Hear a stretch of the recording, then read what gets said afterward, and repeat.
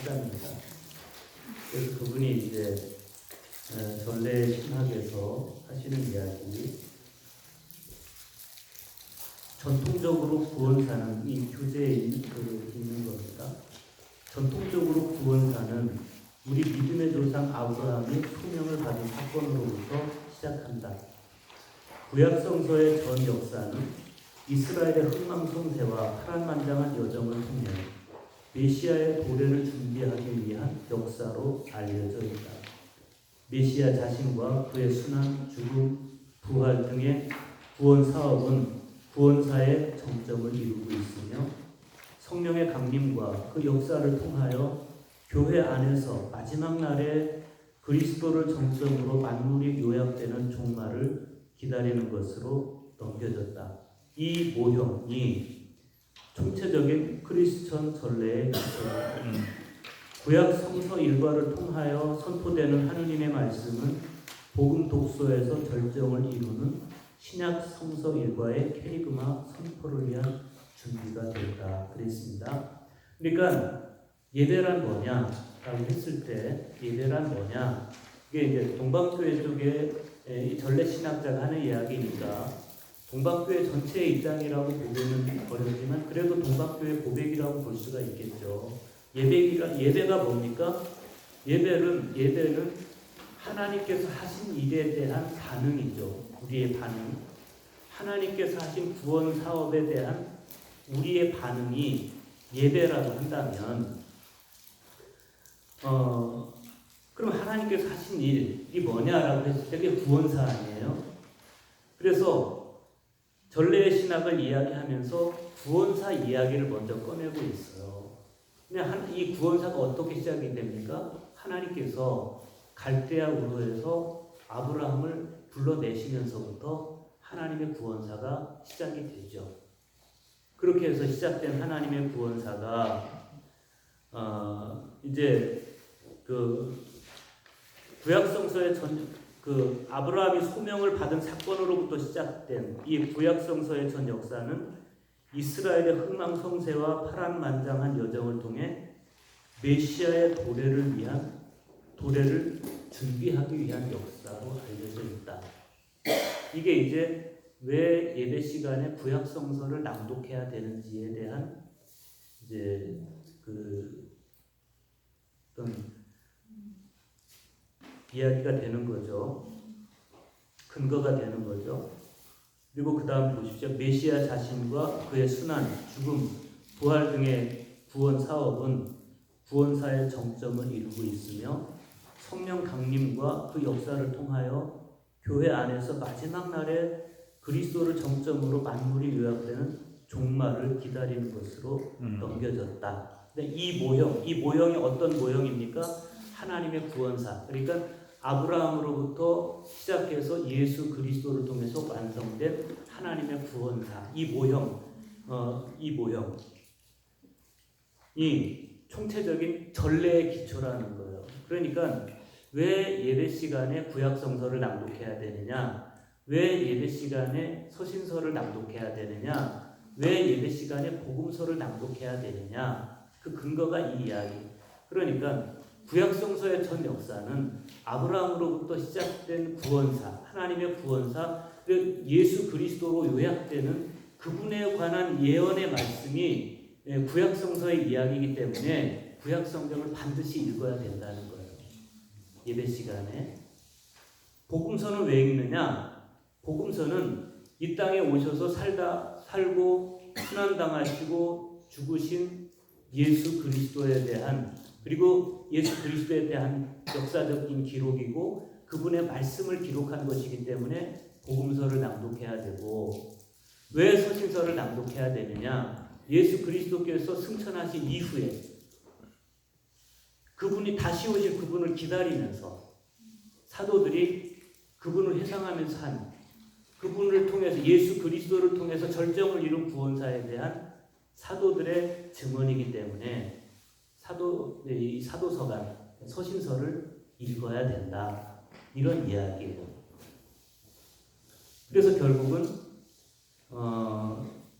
예배 시간에 왜 구약 성경과 서신서와 복음서를 읽어야 되느냐 하는 것에 대한 이야기를 지금 이 크라이튼이 하고 있는 것이고, 그 다음에 유카리스트는 이렇게 시작이 돼요. 그러니까 말씀의 전례는 그런 까닭에 말씀의 전례에서 이렇게 구약과 서신서와 복음서를 읽어야 되는 것이고, 유카리스트는 파스카 축제와 광야의 계약 체결이라는 맥락의 한가운데 놓여 있다. 그리스도의 순환, 죽음, 부활에 대한 파스카의 신비는 유카리스트의 핵심이며 아난네시스에 의하여 재현되며 지금 여기에서 사람들에게 힘을 준다. 교회는 유카리스트와 기타의 성사들을 거행하는 중에 그리스도 안에서 만물이 완성되는 것을 바라보며 거기에 도달한다. 강림절에서 오순절에 이르는 전례 주기는 바로 이 동일한 과정을 따르고 있다. 이게 제가 내일 아침에 이제 성찬에 관한 말씀을 드리면서 다시 한번 말씀을 드리겠지만, 결국 그 유카리스트, 그러니까 성찬은 파스카 축제와 광야의 계약 체결이라는 맥락 가운데 놓여 있다라고 하는 이야기죠. 그러니까 출애굽한 히브리 노예들이 시내산에서 계약을 맺죠. 하나님과 계약을 체결하죠. 그리고 나서 하나님께서 유월절을 지키라고 하세요. 그래서 이들이 광야에서 유월절을 지키는데, 유월절 음식이 뭡니까? 어린 그 포도주를 마시고 또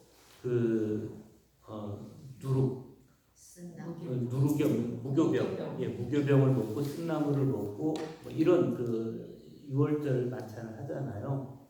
결국 이 유월절 만찬을 통해서 하나님께서 보여주시는 것은 파스카를 보여주시는 거죠. 파스카, 그렇죠.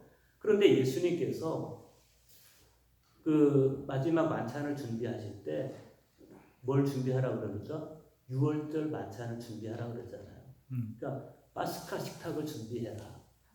그래서 예수님께서 제자들에게 이것은 너희를 위하여 찢긴 내 몸이다. 이것은 너희를 위하여 흘린 내 피다. 너희가 마실 때마다 나를 기념해라. 여기서 말하는 기념은 아남네시스.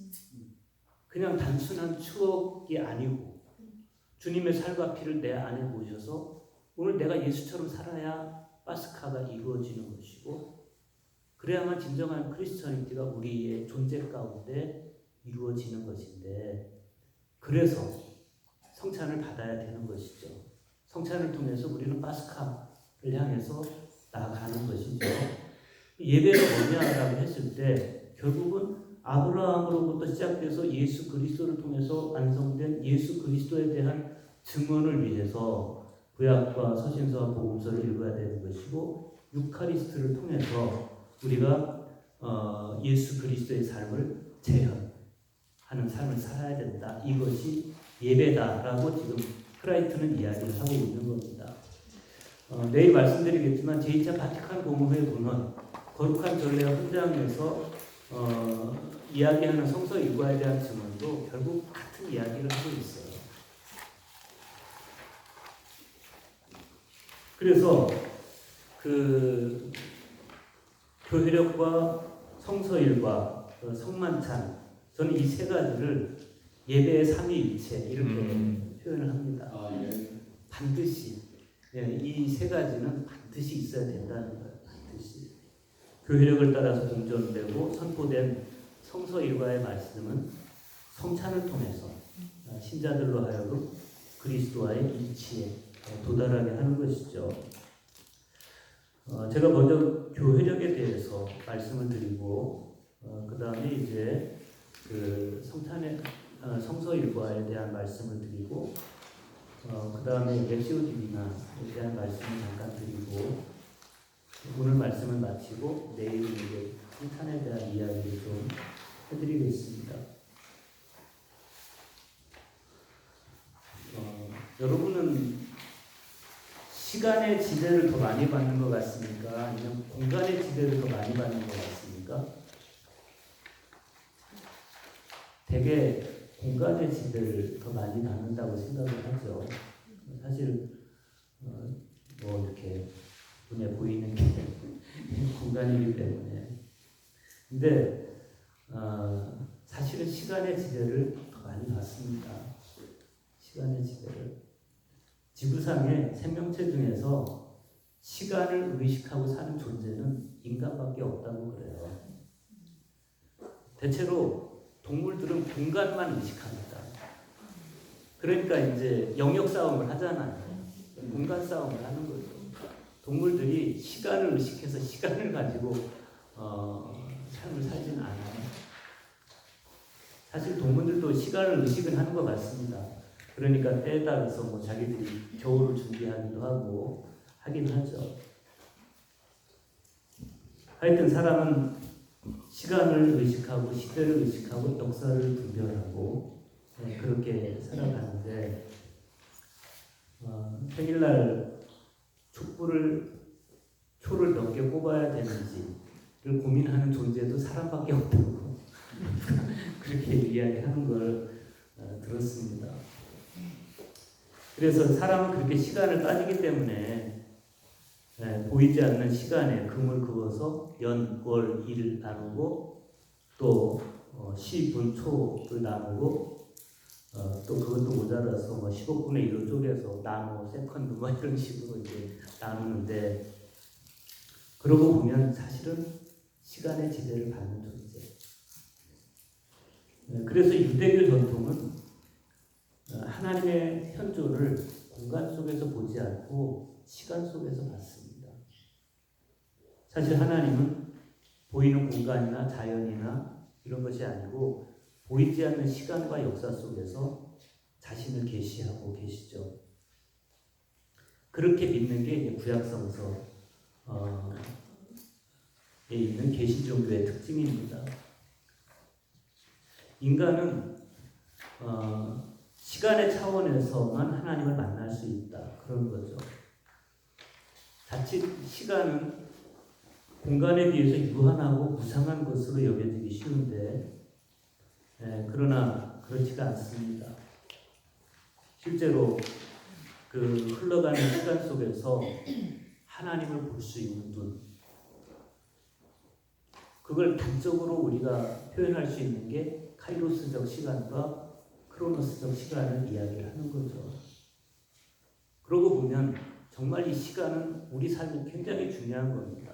그러니까 우리가 시간을 무심히 흘려보내지 않고 흘러가는 시간을 붙잡아서 카이로스적 시간으로 만들어가는 노력, 이 안에서 우리의 영성도 무르익어 간다라고 하는 거죠. 그런 측면에서 교회력을 인식하는 것, 그리고 그 안에서 하나님의 말씀을 묵상해 가는 것, 이거는 우리의 영성 생활에 있어서는 굉장히 중요한 작업입니다. 교회력의 신학적 의미를 좀 말씀을 드리면,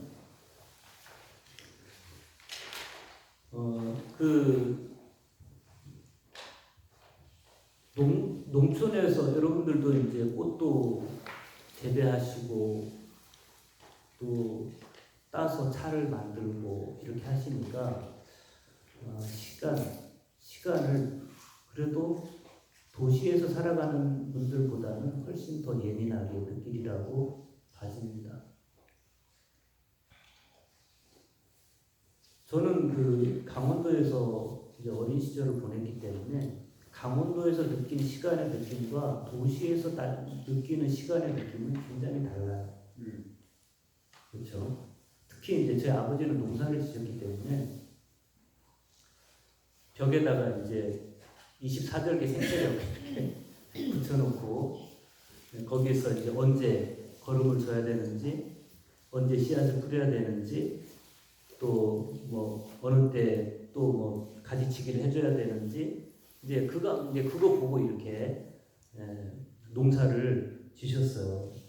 근데 그 감리교 신학대학의 이정배 교수님이 24절기 문화에 대한 신학적 이해라는 글에서 그 24절기 생태력이 주는 5가지 교훈을 이야기하는데 그 중에 첫째 교훈이 저는 좀 의미 있게 봤습니다. 생태력은 농사일이 항상 때를 맞추어 적기에 이루어져야 하고 매년 반복되는 것임을 보여주는데 이것은 해 아래 모든 인간은 시간의 지배를 받는다는 하나님의 창조 섭리에 순응하는 것이다. 그러니까 생태력이 주는 이 교훈은 교회력이 우리에게 주는 교훈하고 굉장히 연결됩니다. 고스란히 연결이 돼요. 농부들이 24절기 생태력을 따라서 농사일을 하듯이 우리 그리스도인들도 시간의 공전 속에서 예수 그리스도를 따라가는 거예요. 예수 그리스도를. 이 교회력의 신학적 의미 혹은 목회 실천적인 의미를 말한다면 교회력을 통해서 하나님의 위대한 구원의 행위들을 인지하고 무엇보다도 예수 그리스도를 통해서 구원의 행위를 시간을 통해서 기념하는 것이다. 그래서 교회력의 중심에는 항상 예수 그리스도가 계시고 그분의 고난과 부활이 있어요. 사실 동방교회 같은 경우에는 매 주일을 작은 부활절로 지키죠. 동방교회에서는 부활절을 굉장히 중요하게 여깁니다. 교회력은 시간으로 설명되는 캐리그마다 이렇게 말해요. 시간으로 설명되는 캐리그마다. 복음 자체이신 예수 그리스도의 생애를 시간적으로 분할해서 음미하게 하고 참여하게 하고 따르게 하고 그래서 이 교회력을 통해서 결국 우리는 예수 그리스도의 전 생애를 회상하게 되는 거죠. 구원의 태양이신 예수 그리스도를 따라 걸으면서 그분의 오심을 기다리는 대림절. 교재에 보면 강림절이라고 써놨을 텐데 대림절이라고 표현하는 게 맞답니다. 우리 가족들 중에는 동방종교의 부활절 전례 부활 대축일 사람 갔었거든요. 근데 이제 우리 서방교회와 부활절이 날짜가 다르잖아요. 제가 설명해 드렸는데 너무 이해가 안 가서 그래도 이해가 안 갑니다. 그런 분들이 있어요. 그래서 그거 다시 한 번만 더 설명해 주시고. 저 그거 이해 못합니다. 그게 좀 계산하는 게 있잖아요. 그렇죠. 그 음력과 관련해서도 계산하고 저는 하나 더하기 하나 더하기 둘 이렇게 가서 10단위로 넘어가면 저는 그때부터 이렇게 패닉에 빠진. 그래서 제가 그런 걸 못합니다. 제가 이렇게 강의할 때도 되게 숫자와 관련된 걸 하니까 수학적인 분야는 아예 없습니다. 그래서 나중에 혹시 필요하면 제가 공부해가지고 와서 말씀을 드릴게요. 근데 목사님 그거 설명하실 수 있으시죠? 그러니까 이쪽에서 이해를 못 하시는 거지 목사님께 문제가 있는 건 아니죠. 나중에 목사님 저 좀 가르쳐주세요. 이해해 보도록 노력하겠습니다. 매주 작은 부활절을 한다는 거에 대해서 조금만 더 설명을 해주시겠어요? 네. 기념한다는 게? 그러니까 대개 신앙 나중에 이제 우리가 한번 이야기할 때도 있을 텐데 교회에서 주님의 고난에 대한 순환과 죽음에 대한 것이 더 강조가 되는 것과 부활절이 더 강조가 되는 것은 교회의 지향 아주 밀접하죠. 밀접하죠. 그러니까 우리가 이제 그 가톨릭을 포함해서 통상 축제력에 의한 성서 일과를 우리가 쓰고 있어요. 그러니까 예장 통합도 마찬가지고 통상 축제력에 의한 성서 일과를 우리가 쓰고 있는데 기독교 장로회는 삼위일체력에 의한 성서 일과를 씁니다. 그래서 이제 성령 강림부 7번째 주일부터인가는 창조절이 시작이 돼서 창조주 하나님을 묵상하고 그래서 JPIC, 정의, 평화, 창조 질서의 보존 이 세 가지 다 같이 묵상하도록 하고 있어요. 그러니까 어떻게 인식하느냐에 따라서 달라지는 건데 기독교 장로회는 그렇게 성부와 성자와 성령 속에서 정의, 평화, 창조 질서의 보존을 이렇게 강조하는 쪽으로 가는 것이고 통상 축제력에 의한 성서 일과를 지키는 가톨릭이나 성공회나 우리 개신교 쪽의 예당 통합이나 우리 감리교회는 축제일을 중심으로 해서 이렇게 교회력이 흘러가고 있지 않습니까? 그런데 그 비잔틴 전례에서 특히 이제 동방교회에서 부활절을 중요하게 여긴다는 것은 그러니까 예수 그리스도의 부활과 그에 따른 예수 그리스도의 부활을 지향하는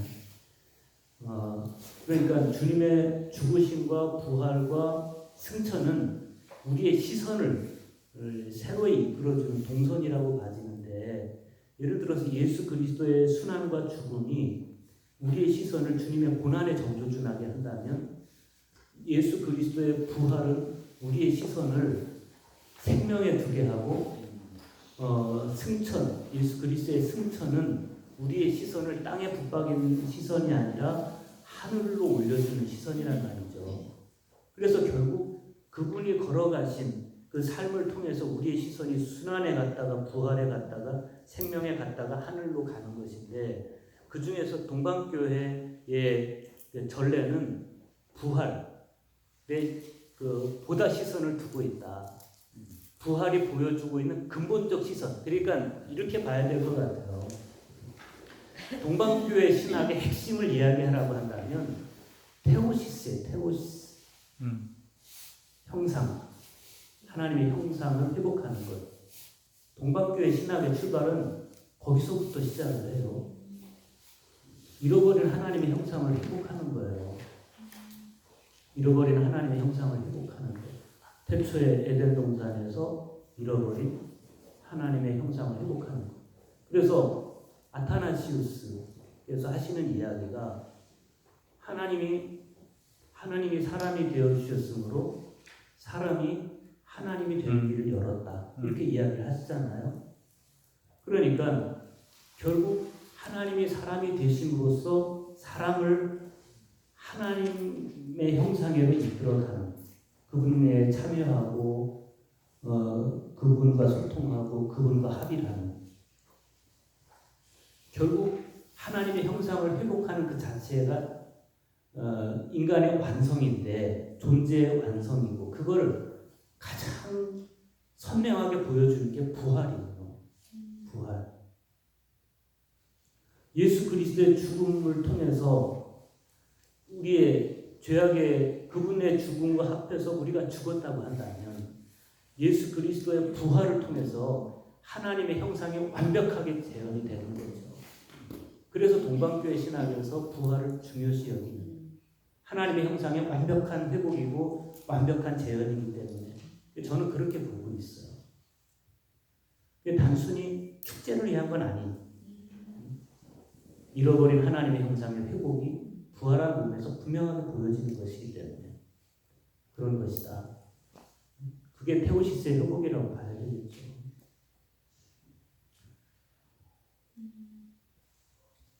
그 대답이 됐나 모르겠어요. 네. 교회력이 강림절, 대강절로부터 시작이 되는데 제가 이제 처음에 대강절이라는 표현을 썼더니 박근원 교수님께서 그건 일본식 표현이라고 그래서 대림절이라는 표현을 써야 된다고 그러시더라고요. 이 대림절이 어떤 절기입니까? 오실 주님을 기다리시는 절기죠. 그러니까 목사님께서 여러분의 가정을 방문을 하시면 여러분들이 그냥 살던 그대로 들어오십시오 하지 그렇게 하시나요? 워낙 가까워서? 그럴 수도 있죠. 네? 그렇죠. 네. 저는 그 저희 가정들이 이제 봄마다 봄철 대식방 하잖아요. 왜? 하면 우리 교우들은 어떻게 이렇게 깨끗하게 해놓고 사는지. 그래서 맨날 제 집사람에게 아니 왜 우리 집만 이렇게 이러냐고. 예? 아 그러세요? 어디 갔다 오면 누구네 집 가면 엄청 잘하는 거죠. 아 그렇죠. 그 직업병입니다, 목사님. 그 집도 어떨 때는 안 그런다고 제가. 아 진짜요? 근데 제가 어느 날 우리 장로님 댁에 장로님 모셔다 드린다고 갔다가 차 한 잔 마시고 가라 그래서 들어갔어요. 그 집이 대표적으로 깨끗한 집인데 와 제가 들어가서 정말 민낯을 봤습니다. 그래서 제가 그때부터 제 아내에게 더 이상 아무 말도 안 합니다. 아 모든 집은 똑같구나 생각하고 대림절 이야기하다 그 이야기를 하는데 오실 주님을 우리가 그냥 맞이할 수는 없잖아요. 청소를 해야죠. 대림절 그런 의미 아니겠어요. 대림절이 지나면 성탄절기가 오고 성탄절기 동안은 이 땅에 아기로 오신 예수님 그분 안에 있는 평화를 묵상하고 그분 안에 있는 생명을 묵상하고 또 뭐 그분이 오신 낮은 부유라든지 이런 부분들을 이제 묵상을 하면서 성탄절기 지나가고 성탄절기가 지나가면 공현절 이제 주현절이라고도 하지 않습니까? 에피파니. 그래서 본래 이제 그 주현절을 표현할 때 왕이 그 자기 신하들을 이제 방문할 때 왕의 현실을 표현을 하죠. 그래서 이제 예수 그리스도께서 이제 세상에 막 모습을 드러내는 그런 절기가 되는 거죠. 그래서 이제 가해 나해 나해 안에서 이 주현절의 복음들을 보면 예를 들어서 가해에는 예수님께서 그 요단강에서 세례를 받으시는 모습. 그러면서 이제 요단강에서 세례를 받으심으로써 세상에 당신의 모습을 드러내시는 그런 모습들이 나오고 다해 같은 경우에는 다해인가요? 그 가나 혼인잔치집에서 첫 그 인적을 베푸시는 그런 모습들을 통해서 이제 예수 그리스도를 소개를 하고 그리고 중간중간 요한복음이 들어가면서 세상에 빛으로 오신 예수 그리스도를 고백을 하고 그렇죠. 그래서 이제 주현절기 동안에는 우리가 세례 받으시는 예수님 또 이 땅에 빛으로 오신 예수님을 통해서 그 묵상하면서 이제 그분의 그 현실을 그 시메온의 노래 나오는 거 안 나는 거 그 공연절 때 그 주연절 때 시므온의 노래. 네, 시므온의 노래. 시메온 노래가 그 주현절기 때 하는 건가요? 예수님의 봉헌과 네, 예수님을 봉헌하면서 주제여 이제는 말씀하신 대로. 네. 주연절 때 그건 아닌가요? 그때가 주현절기 때인 것 같습니다. 네, 그렇죠. 네, 그런 것 같습니다. 네. 하여튼 그래서 이제 주현절기 때 그렇게 세상을 향해서 모습을 드러내는 주님을 묵상을 하고 그리고 이제 사순절이 밝아오면 이제 광야에서 유혹당하시는 주님 그리고부터 시작되는 이제 순환의 여정을 묵상하게 되고 그렇게 해서 이제 고난 주간까지 묵상을 하게 되고 부활절이 밝아오면 이제 부활절기 동안 부활하신 예수님 그리고 부활하신 예수님 안에 있는 생명을 묵상하게 되고 그리고 부활절기가 지나고 삼위일체주의 성령 부활절기 다음에 오죠. 부활절기 다음에 삼위일체 주님을 삼위일체 주님을 묵상하고 그 다음에 이제 성령 강림절기 동안에 성령의 빛 아래서 살아가는 성도들의 삶의 모습을 이렇게 보게 되는데 이런 그 시간의 공전 속에서 우리가 주님의 발자취를 그렇게 시간적으로 분할해서 따라가는 것이고, 그리고 주님의 그 행적에 대해서 그걸 중심으로 해서 성경 구절을 나열해 놓은 것을 성서 일과라고 하는 거죠. 성서 일과. 교회력을 따라서 낭독되는 그 성경 본문의 일람표를 렉셔너리, 교회력에 의한 성서 일과 이렇게 이야기합니다. 이 성서 일과가 언제 만들어졌는가 하면 AD 4세기경에 만들어졌습니다. 독서를 뜻하는 라틴어 렉시오에서 이제 렉셔너리라는 말, 성서 일과라는 말이 만들어졌습니다. 공적인 예배에서 회중들에게 낭독하기 위해서 질서 있게 정리한 그 성구집이라고 할 수 있죠. 이 성서 일과는 매일 성서 일과가 있고 주일 성서 일과가 있어요. 매일 성서 일과를 따라서 3년의 여정을 돌면 성경 한 권을 마치게 돼 있습니다. 대략 마치는 거죠. 대략 마치게 되어 있고 시편, 이 시편이 통합측은 어떤지 모르겠어요. 이 시편을 어디로 분류하고 있는지 모르겠어요. 근데 이제 가톨릭하고 성공회에서는 음송에 포함시킵니다. 저희도 음송에 포함시키죠. 우리 감리교회는 그걸 안 해놨어요. 왜요? 뺀스가 아주? 아니요, 아니고 관심이 없어요. 네. 그래서 제가 그 이제 감리교 안에 강단과 목회라고 그 이제 매주 성서일과에 의한 설교 준비를 어떻게 할 건지 그 이제 그 강단과 목회에서 이렇게 인도를 해주는데 성서일과 집필을 저보고 이제 몇 년 동안 맡으라고 해서 그래서 그걸 맡았는데 그때 딱 걸린 게 이 시편이었습니다. 시편을 어떻게 할 건지 그래서 이제 교단에다가 계속 이야기를 했어요. 교단의 품격이 뭐냐?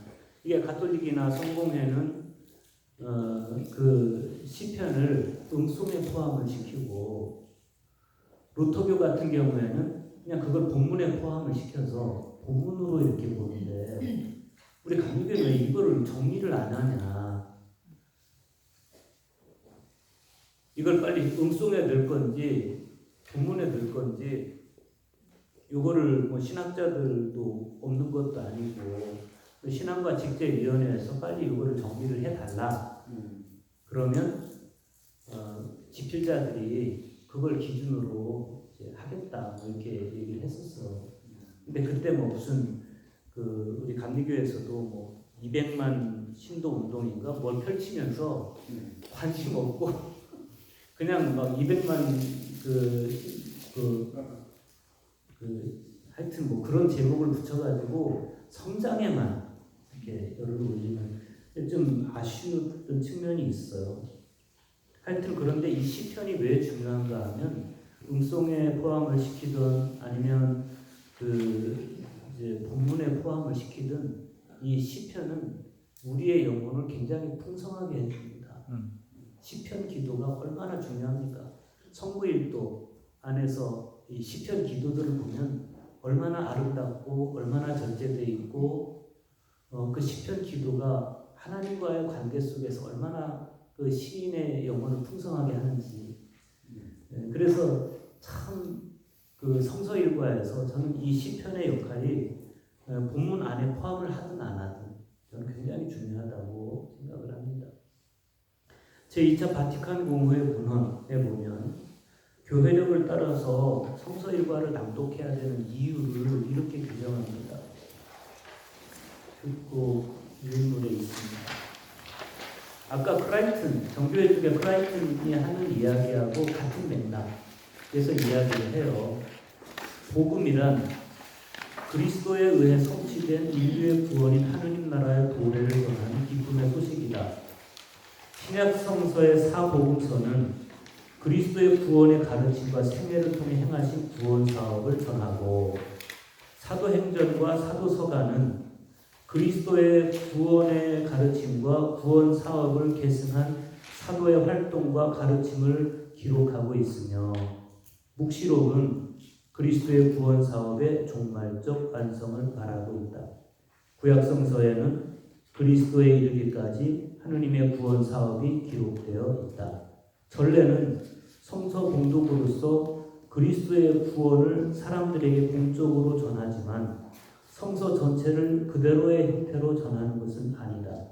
처음부터 끝까지 성서 목록에 의해 각 장을 있는 그대로의 순서로 봉독하는 것이 아니며 그리스도의 구원 사업에 관계 있는 구절을 성서 전체에 걸쳐 읽는 것이다. 구원 역사는 그리스도의 구원 신비를 중심으로 신구약을 통해 일관된 것으로 이 구원 역사를 분명히 함으로써 그리스도에 의한 구원 신비를 더욱 깊이 이해시키기 위해 구약 성서와 사도서관과 복음이 봉독되고 강론으로 그것이 설명되는 것이다. 그러니까 결국 목회자의 설교라고 하는 것은 이 제2차 바티칸 공회에서 정한 정신에 따라서 구약성경과 사도행전에 포함된 사도서관과 복음서의 말씀에 대한 해설이라는 거예요. 설교는 그 본문에 대한 해설이지 목사가 무슨 구구한 자기 견해를 붙여서 창조해내는 것이 아니다라는 거죠. 그런 측면에서 이제 저 같은 경우에는 이제 제 설교를 좀 반성하고 설교를 좀 말씀에 순종시키는 그런 설교를 해야 되겠다. 그런 측면에서 이제 이 성서일과 또 중요하게 여기고 공교회성의 회복 이런 측면에서 특히 이 성서일과는 굉장히 중요하다라고 생각을 합니다. 그러니까 이제 오늘날 저희 스타성이 있는 목사님들이 있잖아요. 어찌 보면 제일도 목사님들 없어서 안 계시니까 하는 말이지만 그분 중에 한 분이 텐데 그러나 이제 최 목사님은 굉장히 결이 다르시고 소위 이제 스타성 있는 목사님이라고 할 때 스타 목사님들이라고 할 때 제가 좀 분석을 해봤어요. 심지어 정말 건강하게 목회하시는 그런 분들도 이제 홈페이지에 이렇게 분석을 해보니까 그러니까 그 어떤 한쪽에 편중된 마치 그 소나기가 어느 한쪽에만 내리는 걸 뭐라고 그러죠? 네? 집중호우라고 하나? 그 한쪽에만 내리는 집중적으로 그걸 뭐라 하잖아요. 국지성의 호우라고 하듯이 설교가 본인이 관심 있어 하는 그쪽에 이렇게 좀 집중되는. 그러니까 전도를 중요하게 여기는 목사님은 전도 설교만 하고 기도를 중요하게 여기는 목사님은 기도만 이렇게 가는 경향들이 있잖아요. 근데 이제 제가 이렇게 분석을 좀 해봤더니 대개 목사님들의 설교가 이렇게 편중돼 있어요. 그런데 그 가운데에서도 건강하게 교회를 잘 이끌어 가시는 목사님들도 계시는데 그러나 공교회성이라는 측면에서 보면 좀 그거는 반칙이다 이런 생각이 드는 거죠. 결국 예배가 뭐냐라고 했을 때 하나님께서 하신 일, 구원 사업에 대한 우리의 반응이 예배인데 목회자 개인의 목회관이나 그런 것들에 의해서 설교가 어느 한쪽에 편중되고 집중된다면 그건 지극히 개인적인 교회를 만드는 것이지 교회 공교회성은 실종되는 것이고 또 예수 그리스도의 생애라든지 사도들의 증언이라든지 선지자들, 예언자들의 증언이라든지 그런 것들 중에서 어느 한 면만을 보여주는 그런 오류에 빠질 수 있다. 저는 그런 생각을 합니다. 이 제2차 바티칸 공회의 문헌 안에 있는 이 성서일과에 대한 설명도 아까 말씀드렸다시피 크라이튼이 이야기한 것과 같아요. 왜 구약 성경을 봐야 되느냐? 이 땅에 오실 예수 그리스도에 대한 선지자들의 예언이기 때문에, 그리고 아브라함으로부터 시작된 하나님의 구원사를 보여주는 것이기 때문에, 왜 서신서를 봐야 되느냐, 왜 복음서를 봐야 되느냐, 이 땅에 오셔서 우리에게 가르침을 주신 예수 그리스도의 가르침과 그분의 행적을 보여주기 때문에 왜 서신서를 봐야 되느냐,